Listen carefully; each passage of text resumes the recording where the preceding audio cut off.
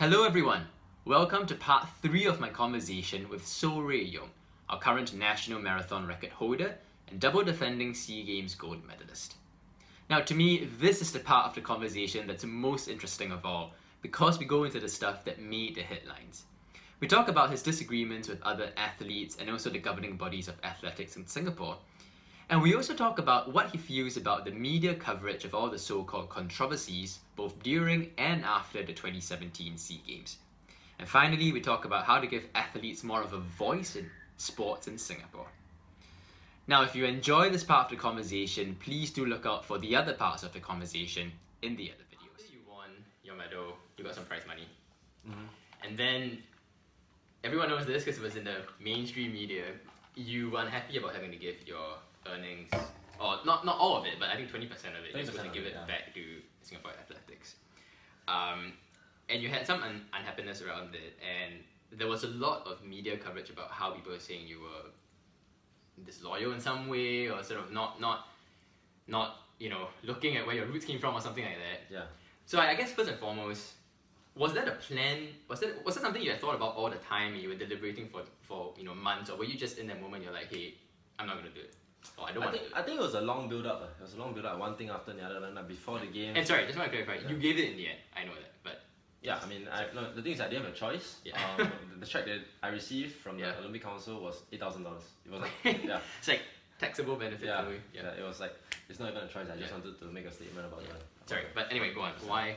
I think it was a long build up. I think there were things that went wrong with the association before the games, like the case about it was reported in the paper, so I mean there's no point. I'm not like disclosing any information that's not already available. But the case of the vice president Dr. Bala and the technical director Volker Herman and a couple others, they were it was seen based on the leaked WhatsApp messages. It showed Dr. Bala ordering his staff to collect information on Margaret O, Shanti's coach, and David Yeo, Rachel Young's coach, and get them into trouble. Get evidence, collect evidence, and get them into trouble. At least this is what is said from the leaked messages. And I mean, they explained that it was out of context. But there are not too many ways you can read those messages, But do you think all of this? I guess the deeper thing I want to figure out is, do you think these personalities having issues with one another? Do you think there's a structural issue? I think people always select the wrong. Or? I mean, definitely personalities is part of it, but I mean every organization has different personalities, but not every organization is caught in mired in these kind of situations. I think that I mean a couple things were wrong. I mean, firstly, I think when we hire some of our staff, be it from locally or overseas, we need to be a bit more prudent, because especially when we hire people from overseas, sometimes there's a lot of money that goes into it, and these are public funds, taxpayers' money, and it doesn't look good when you spend so much money on a guy like the technical director, and he's getting into all these fights with athletes and coaches, and screaming vulgarities before my SEA Games marathon and things like that. It just looks a bit crazy in the public. And I mean, again, all this information is available online, so it's not like I'm talking about anything that you can't find. So I think that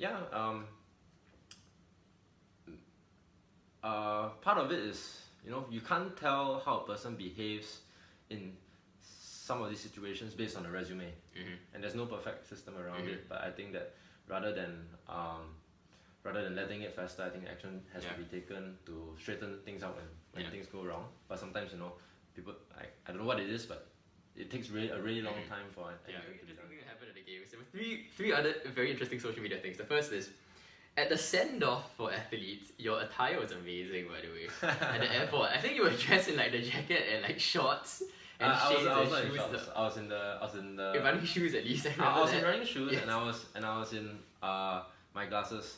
One was I had a sore eye again. So you had but I wore golden glasses, so it actually kind of stood out. But I was wearing running shoes because I was down with plantar fasciitis, which is pain in the heel, and black shoes would have triggered it. So I mean, at that point of time, I was already undergoing a lot of.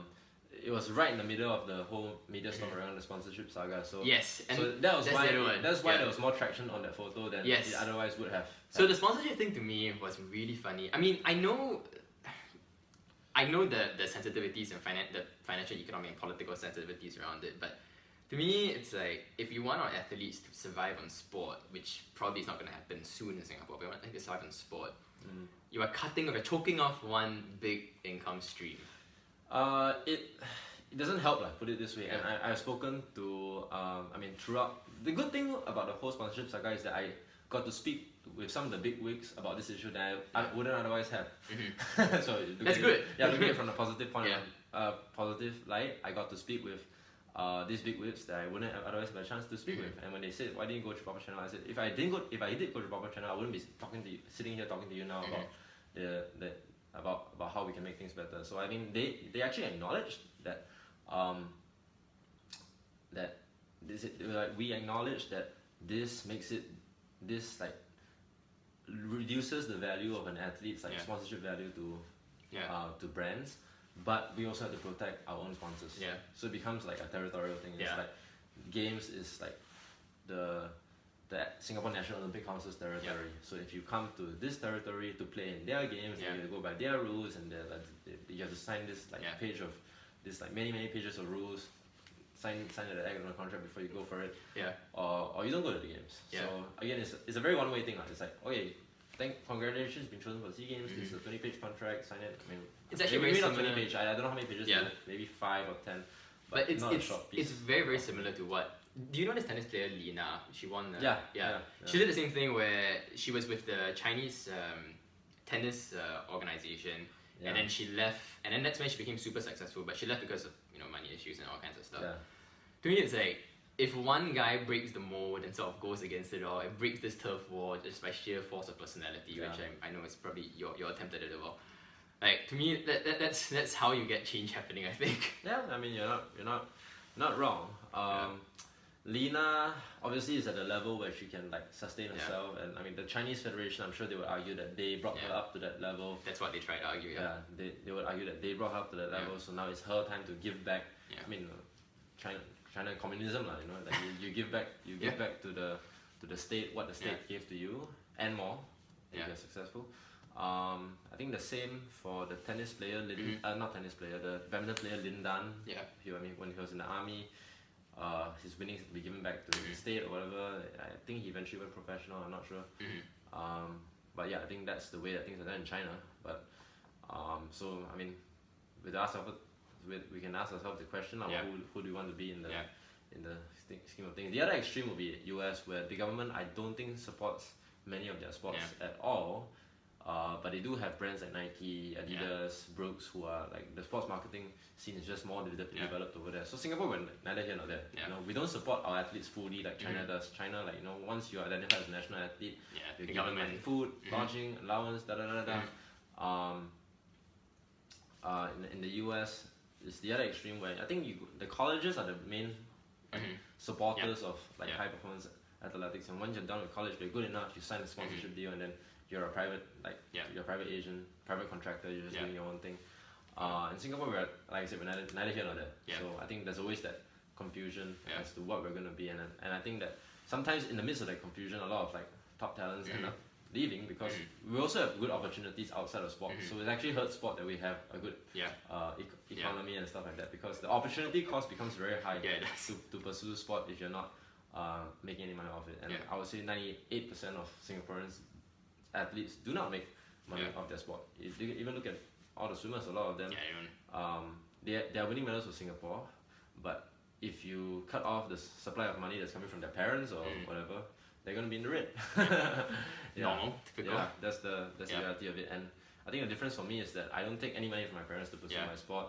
I'm very, very, which is why I'm very, very, you can call it fierce, you can call it aggressive when it comes to financial ground, because I never want it to come to the point where I have to take money from my parents. Everything I do has to be out of my own pocket, my own money coming in, own money going out, and I'm proud of it because whatever I do is sustainable. I don't want to be reliant on a parent, my parents or something like that. It's not that they don't want to support me, but it's my parents are not rich, number one, and two, sport is my personal pursuit. Yeah, it's not your parents.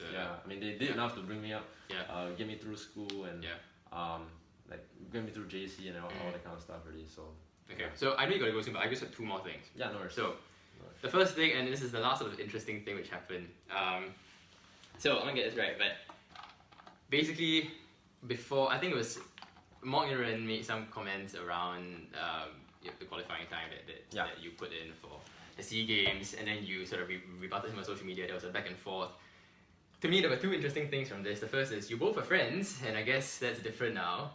And you think you mentioned a little bit about the new kid on the block, that mentality. I think everyone saw that. But then what was very interesting to me was then the authorities, the athletic authorities, made many comments about how both of you should behave, with more propriety.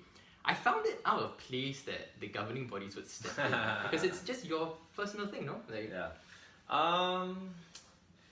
I mean, I agree and disagree. I can see both sides of it because my job also entails working for the government. Okay. So I can see both sides of it. But as an athlete, you're not working for the government. I know you're full-time, yes, but... I understand. Okay, so as an athlete's point of view, for me, whatever happens in the sports industry, let it roll. I mean, if Manchester United and Arsenal have people arguing, do you think the FA is going to stand there and how guys, don't argue, we want everyone to be united, kind of thing? I mean, answer is no. In the US, if two top tennis players or two top basketball players or two top track and field athletes argue, I mean, it's part of the sport, and if anything, it drives up the interest in it. That's what I thought. I mean, I was super interested in it. I think that a lot of people are very interested in it, and when you get I always feel that when you get non-runners paying attention to running, that you're doing something right. Unless don't go running on the street naked lah. Then you will also break a few laws. So as long as you're not breaking any laws, but you're getting people interested in your sport, then you're doing something that allows you to transcend the boundaries of the running community, and that's good because then you get to grow your sport. But Singapore, we are the whole one team Singapore hashtag and the one team Singapore But you can be one. So to me, it's that you can be one team Singapore and disagree, but you fight for the same cause, right? I agree with that. Some of our more senior sporting officials may not agree with that. They want at least on the surface, they want everyone to look like they're getting along and look like we're united and look like this, look like that. I think one issue is that the fear that if the sporting community doesn't look united, then the government is not going to fund sports. Which I think that is a decision that goes higher up. So I mean, I'm not privy to what makes the government decide to fund sports, or if two athletes arguing can cause the government to stop funding for sports. It would be quite shocking, but but I mean, again, all this is way above my pay grade, way above where what I ever want to be interested in anyway. But to me, that's the sad part of it. You need to involve your athletes, and I mean, yes, maybe not the most senior decisions, but you need to involve the athletes. You need to give the athletes a voice in it. You need their input to make decisions about your training, your sponsors, all these kind of things. And I'm not sure the athlete's voice always gets carried over. Right now, I would say that there's no athlete's voice for athletes in Singapore. We do have a SNOC Athletes Commission, but I have never. I think ever since I made my first national team, I've been contacted once by the SNOC Athletes Commission. It was to fill in a survey form after the 2015 SEA Games. Are we doing well? Yes. It was one of those forms, right? And I filled it up and I sent it in and never heard back again. So I don't think the Athletes Commission is as effective as I hoped that it could be. I would hope for the Athletes Commission to have more instances where they gather athletes and are serious about collecting feedback, which they can then sit down with key decision makers and push the athletes' agenda through. Because that's the whole point of a athletes commission. It's not just for show. I'm not saying that the currently is just for show, but I think that there's a lot more that can be done to further the interest and agenda of athletes. And then it doesn't come to the point where athletes disagree with rules so much that it becomes something that all this starts way earlier on, right? It's a build up. Eventually, nothing's happening. Drastic action has been taken. Anarchy. I mean not anarchy, but you get what I mean. I get it.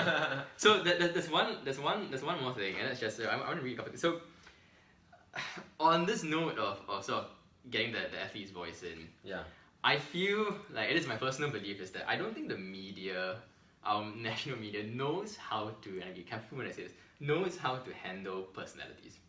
So there are a couple of quotes from certain news reports that I like to read out. So the first Okay, is, interesting. there was this very interesting article about you after the SEA Games. So October last year, they interviewed you. You talked about your mom a little bit. Do you remember this?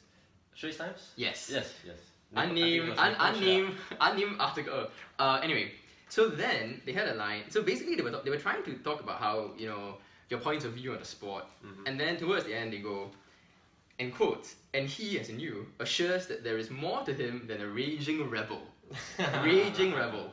Yeah, I Then- definitely didn't say that. And then at the start, they used your. I feel that they used your mom as a tool to gain sympathy for people who disagree with you.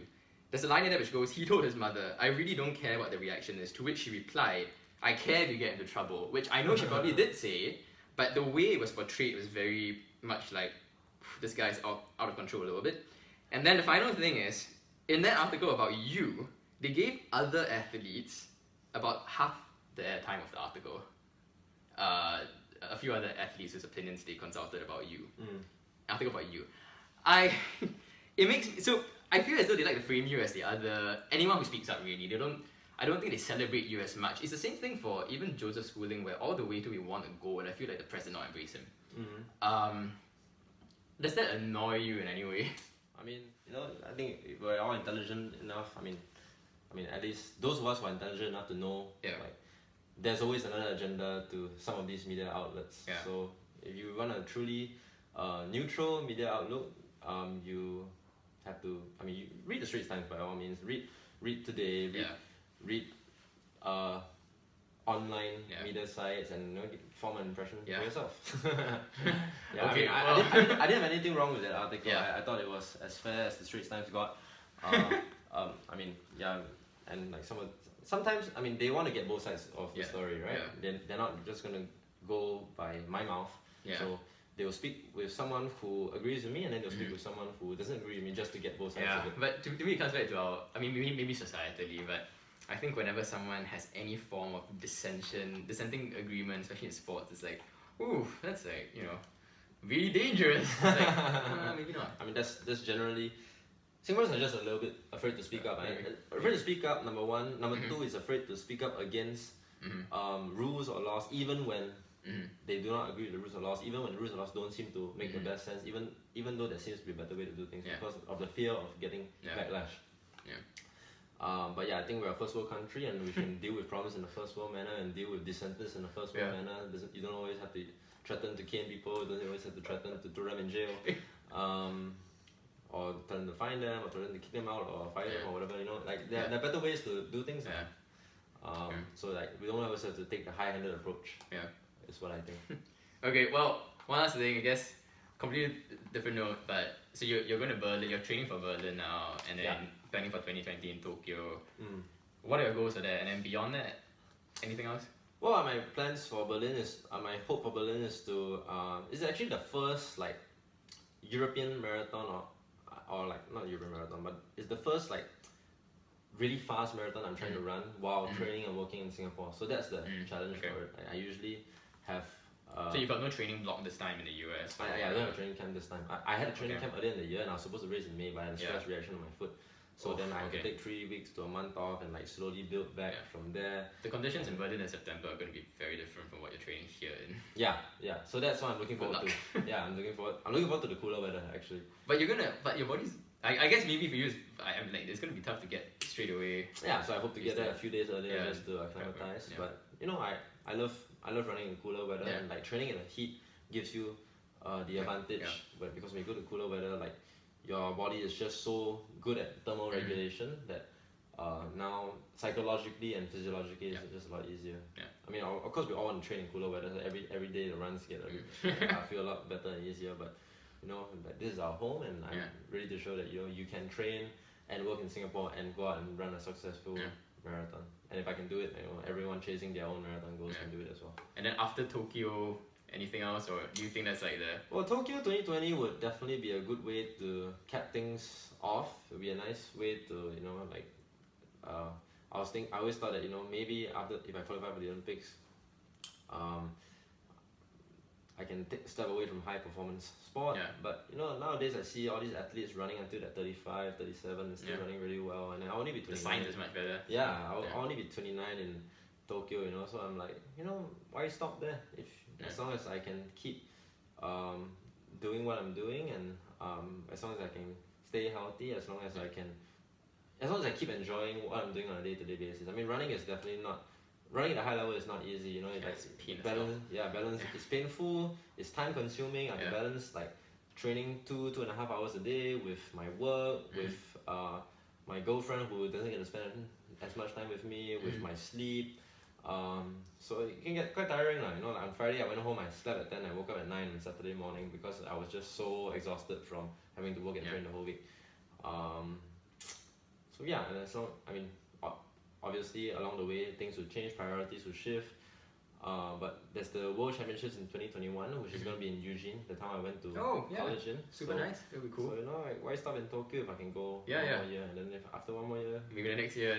Commonwealth Games, and after Commonwealth Games, the SEA Games. So there's always something to look forward to as long as you're enjoying what you're doing. So that's cool, man. Yeah, and I make lots of really good friends in running that I would never otherwise have met. So I think it's definitely something that has taken me places, has allowed me to connect with people, and in that sense, it's not something that I'm like rushing to get away from.